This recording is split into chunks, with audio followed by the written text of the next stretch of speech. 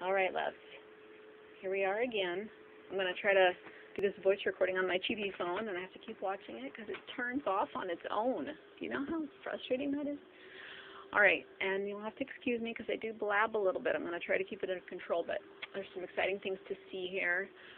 Please see my last video that I think it's uploading right now, called Chalice Supplement Part 3. It has some really interesting parts in it about the Carcassonne, about the Paula-Lauren Castle. I believe that's the castle. Yeah, I do have some memory recall. I think it's just that, there's so much new to learn and, things fall out of my memory. But here we are at the Albi Cathedral. Looks like I spelled it wrong in Google.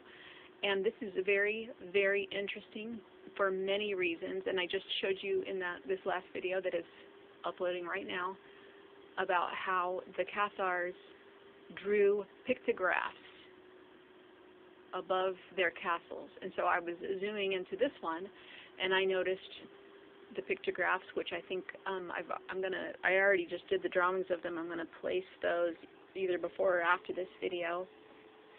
And this one, this outer one, at the place where we are now, and this is 2,000, almost 3,000 feet. This one is a time lapse. It actually has two.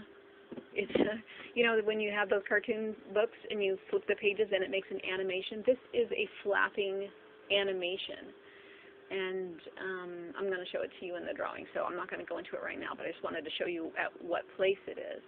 And here we are in the south of France. So if anybody wants to invite me to this cathedral, I would love to go, and we are going to take a look inside, I hope.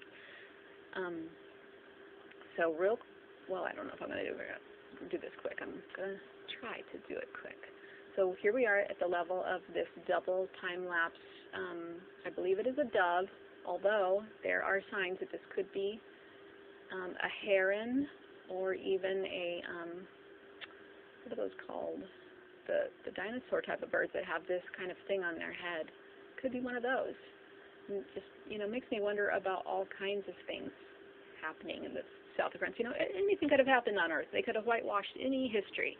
They make us think that unicorns aren't real, and then we find a cookbook of medieval times of cooking unicorns. So they have whitewashed our history for sure, and there's a reason. So let's start finding our true history.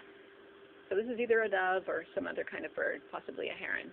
We'll go in here to see this one, and I also drew this one out for you. This is another pictograph of a dove. This one I didn't look for. This is the first one I found, and it popped right out at me. I don't think it pops at that angle. Let's try this angle. Kind of pops there. See the beak? And I'm going to look for an eye, actually, on this dove, because there could be an eye. But I don't know if you can see it. I'm going to put the drawings before this.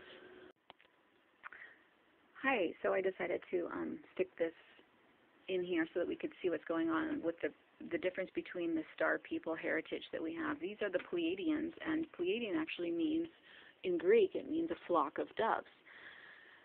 And we have a lot of bird symbolism with the Pleiadians, and the Pleiadians are benevolent star people as far as I can tell. They may be related to the fallen angels, but they are trying to rescue the situation that happened down here.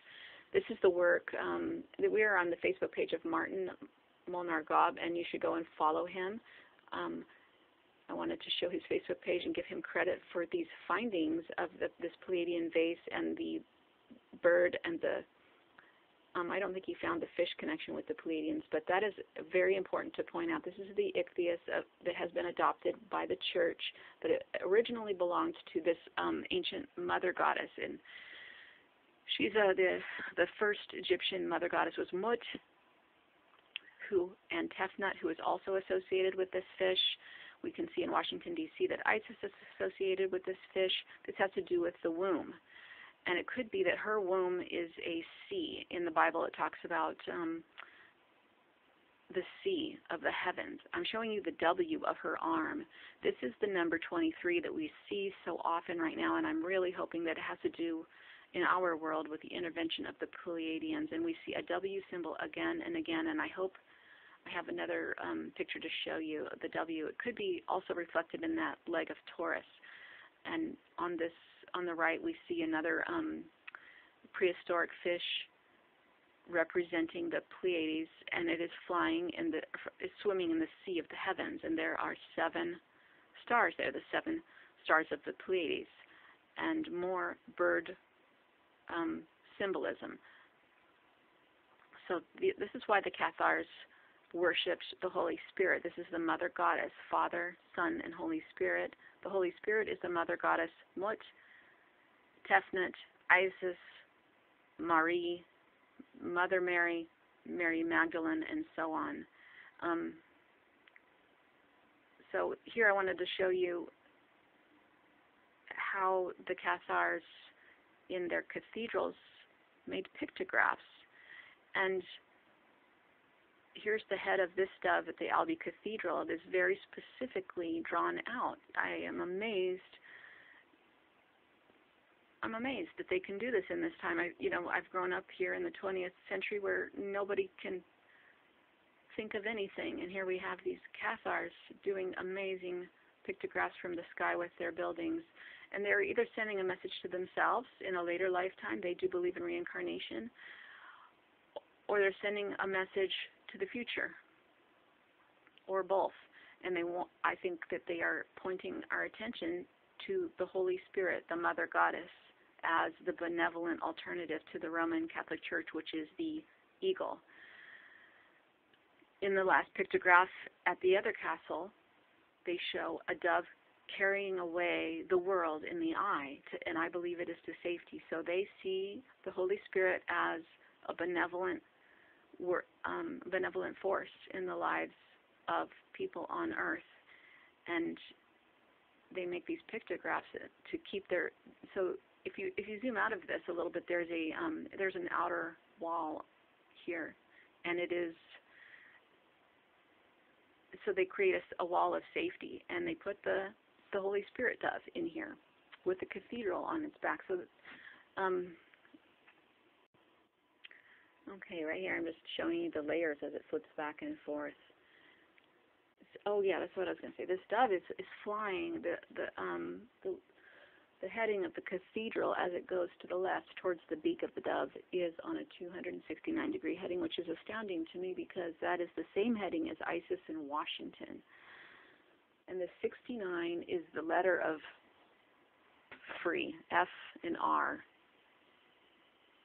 6 and 18 is the 69, and it's the 169th day of the year, and it means freedom. So I think that is the heading connection between these two installations, and I just think that's astounding. And so hopefully you will already be familiar with these shapes of this stuff. But look, they put the cathedral right on its back, as if, in the Lord of the Rings movies, where Gandalf is on the back. Look at this. The cathedral's on the back. And one thing I love about the Cathars, besides that they were the enemies of Rome, and I feel like I have lifetimes with them, they don't put too many domes on the top of their cathedrals. I really feel that the domes are associated with Rome and with Herod's coin specifically. I think they had connections with star people who are the true rulers of that domain, and I don't think they are human benevolent. All right, so I have to keep an eye on my phone to make sure it's not going to turn off on me. So let's take a quick look right here, and then I will show you some of the alignments. You can see the red line going through, and that is the major alignment that I have found. It is a 101 heading. 101 is an amazing gateway number that is encoded again and again and again. But I want to take a quick look outside the cathedral. There's another bubble that we can look up underneath here. This isn't a dome. This is an arch. And arches are symbolic of domes. Domes are really, I think, domes are really power centers, and they have to do with what the ancient spacecraft looked like when they landed. When they landed, they would actually just be like an office building, and this is why our places of power have domes and pillars. Now, arches are kind of a different thing. I really feel like in the old days, the Freemasons and the Masons were probably at the top of society, but they were not necessarily evil. I don't know if they were as good as the Cathars, but it's, you know, when we moralize, we tend to cloud our own way of thinking about the symbols. So I'm going to try not to moralize about the early Freemasons. I'm just going to say, you know, I didn't meet them. The Freemasons now, I don't feel are very good, but I want to keep their symbolism separate. So the Freemasons have the arch symbolism. They have the solar arch, usually on the left, and the lunar arch, usually on the right. And they meet in the middle of the keystone. And at the keystone, they have the 69. Now, I don't have the Freemason arch in front of me, but I bet you can picture it. The 69 symbolizes perfect balance of the elements. So the early Freemasons, to me, after looking at their symbolism, I think they were people who tried to perfect their souls, which I respect, you know, and I hope they were nice people too. Here at the Cathar Church, we have quite a few domes. Not domes, arches. And all of these numbers are symbolic. The number 4 is symbolic of the sun, because the sun has 4 magnetic polarities, or polar bodies that shift. So here we have 4 domes, and I want to mention really quick, looks like my phone's going to let me talk for 2 more minutes before I have to start it again. These kind of look like, what are these called? Globus crucifixes, things where you see the royals and even the Christ holding these globes that have a cross at the top. This is an early shape, and it goes back to Egypt. And if I was just really prepared in my video, I could just pop in a video here of a hieroglyph of these pharaohs that have this global, I don't think it was a globe, I think they put that word on later. Crucifix is basically looks like a pope hat with a cross on top. And this was really a dome. Now, I think that that dome in ancient Egypt actually was the shape of the earth. And it would really help with the explaining for me to have the picture. So here's the picture. This is a Christian version of the Egyptian hieroglyph that shows the shape of the earth, and they call it the globus crucifix in Christianity. And this is not a Christian cross. This is an Egyptian cross, and I will show you the hieroglyph later. Here is Zeus holding the globus crucifix. This is a sign of world domination. He has this white eagle there. That's another story. It's actually a gold eagle, but it's based on a white eagle, the white eagle of Rome, Lupercalia. There are a lot of pictures of Christ holding a globe, and it's the globus crucifix. It's not, this is actually a universe dome, or a sky dome. It's not the shape of our earth. Here we have Charles IV, the Holy Roman Emperor, holding the globus crucifix. This is a sign of world domination. This means that he dominates the world. We have pictures of Queen Elizabeth holding this. And this ties back to King Herod's coin. And this is the original dome. These were flying ships that landed, and they had these dangly things underneath them that I think were landing gear. They turned into pillars later. And when they landed, they were like centers of government, and this is why we have domes over our centers of government now. King Herod was under the rule of these ETs. I do not think these were Pleiadian. I think these were a different kind of ET. But dome is more of a Roman control type of symbol. Here it is again with the crown. This is a dome, just like on King Herod's coins, with these things coming out the bottom. And I don't know what these are called. Some people call these the rainbow serpents. I think they might have been energy signatures off of the flying dome. But the dome is a model for the eye shape of the earth. The earth is the lens part of it, and the dome is the back part of the eye. And this is from Enter the Stars. Please go see all of his videos so that you can understand more of what I'm talking about. But I'm going to bring this back to Egypt. This is the hieroglyph of Memphis, and you can see the dome, the eye-shaped dome, and it has the globus crucifix on it. Then we go back to the eye where you can see the lens. And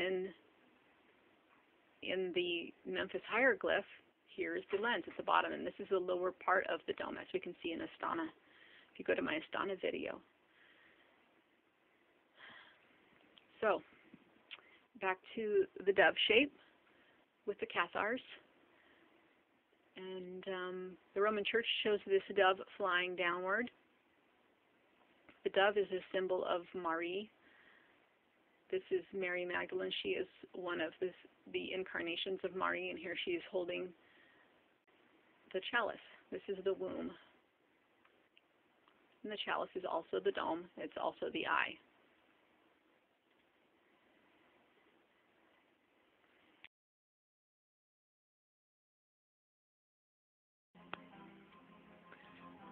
All right, so here we are back at Albi, and I wanted to show you some more of the symbolism that they have. If we zoom in and go inside of another, one of the 3D bubbles, this one's outside the cathedral. There's 12 on this side and 12 on the other side, and we do see a lot of twin symbolism here. But there's a lot of numbers. You could stand outside of these things and count. There's Marie and the Sacred Child. Here's the 4 feathers on the head of Shu. See my Tefnut and Shu post on the records of the Grand Historian at blogspot.com. Those are the feathers of Shu. And I would like to count them because I think they probably will match up. I don't know who everybody else is, but we can see that the Marie, this Mother Goddess, is the center theme here at the Cathar Church. This is the goddess Mut, Tefnut, Isis, Marie in Syria, and really amazing geometry at the top of this. You can see that there's a diamond pattern, and then there are many symbols of 4, and the number 8 represents Christ, the Christ spirit in Cathar symbolism. And I'm just starting to understand that, so I can't talk too much about the 8 right now. But okay, so we are looking at this geometry. I noticed there are diamond shapes, and there are also a shape here that I've seen on the floor on the road plan of Washington, D.C., which was planned out by Pierre L'Enfant. And I hadn't noticed it before until I looked at his map, and then I saw it again here. But if you can see this, if you take the short part of one of the diamonds and the long part of another, it makes the plan that we see at Washington, D.C. So that's not the hugest point. Oh, I'm kind of showing it to you now. We have these heart-shaped endings.